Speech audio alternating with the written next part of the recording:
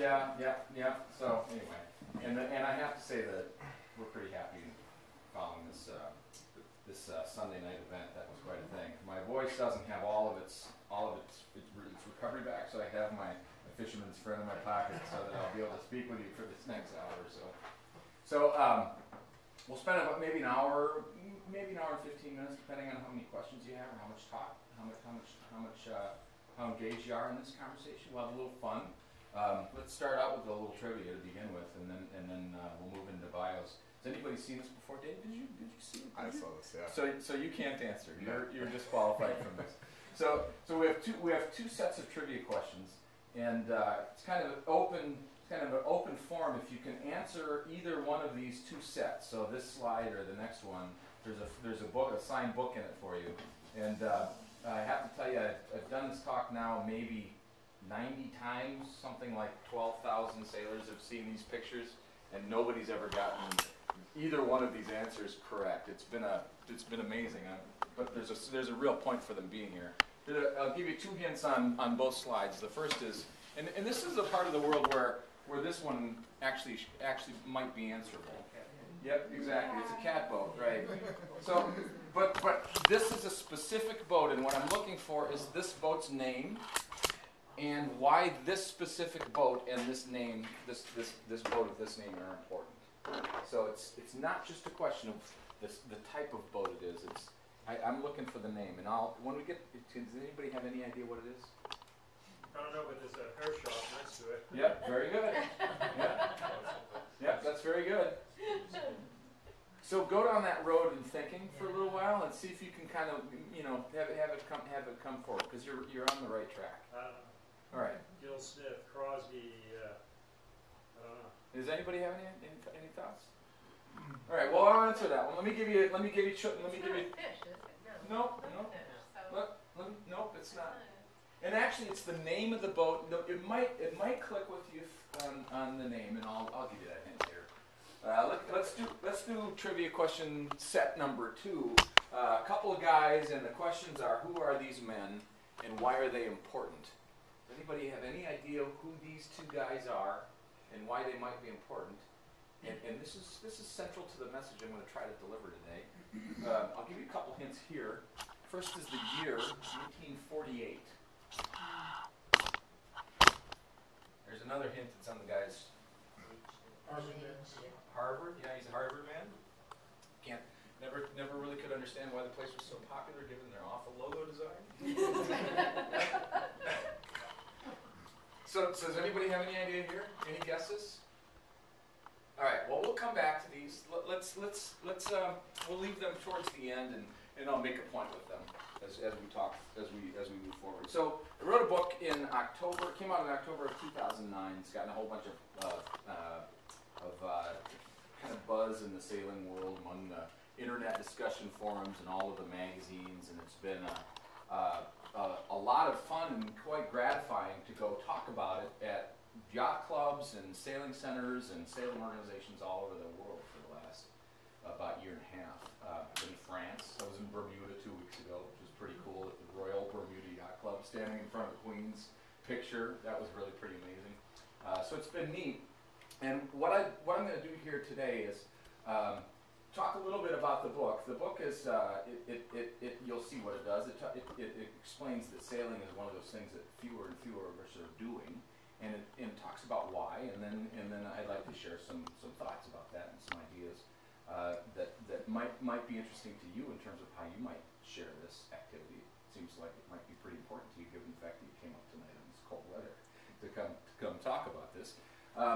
What I'd like to do though is to introduce myself quickly with a sailing bio, so that you know what my background is, and then we'll move into the details of this. First of all, I don't do this as a living. This has been a labor of love the whole time. I'm a market researcher by trade. That's what I do for a living.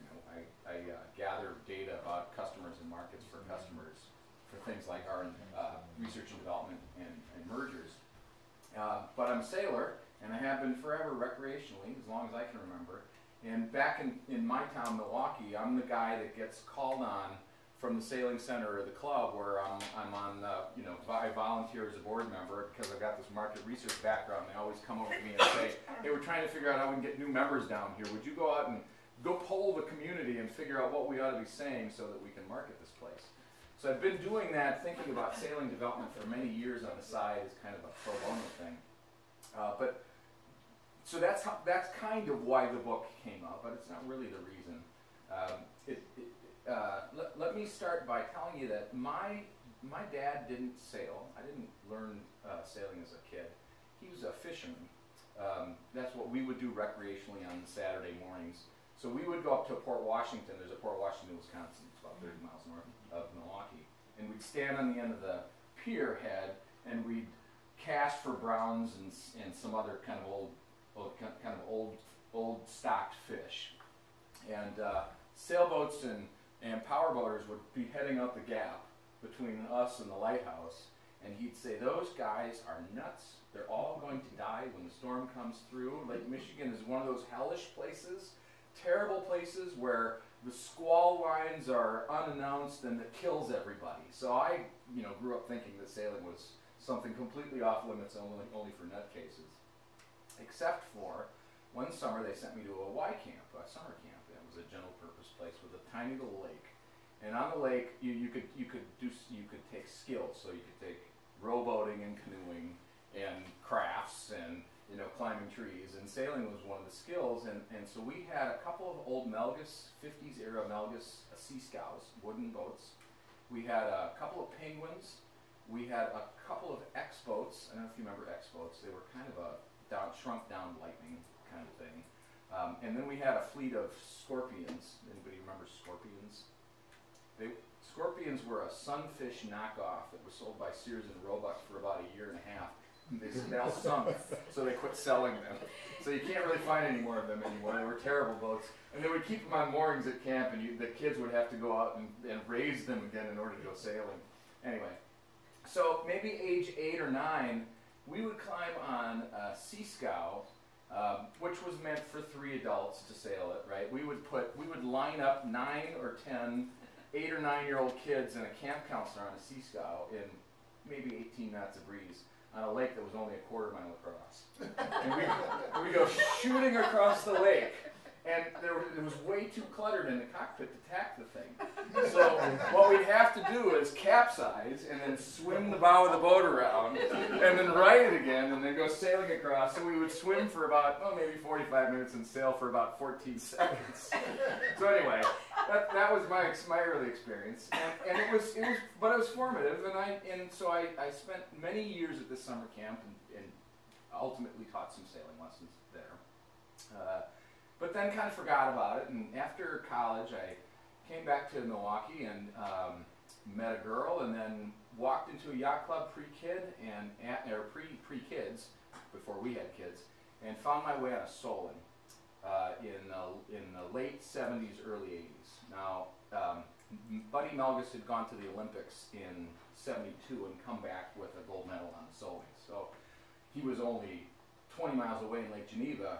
Fleets of Solings had popped up all over the Midwest and all over this area of Lake Michigan. So if you were sailing there, you were sailing in the shadow of, the guru of all time, or at least we thought. And so there was all sorts of wonderful racing happening and lots of training. So that was great. Did many years of Soling sailing and cutting my teeth on a race boat, and graduated to big boats. So I've got 15 Chicago Mac races under my belt, maybe 25 or so Queen's Cups, which is a little shot across the lake, 90 miles, about 8 hook races, which is a couple hundred miles, and I can't tell you how many buoy races. I've just, it's been one of those, it's been an obsession for me. Frankly, the thing, of all the statistics, the thing that to me was, that I realized was the most important thing on my sailing resume happened in 2007, and it's really the reason why I decided to write this. So I went to a November awards banquet at our little yacht club, and where we were going to gather some trophies for having sailed a nice season. So I sailed with my daughters and my wife and some friends, and we all went down and had a bad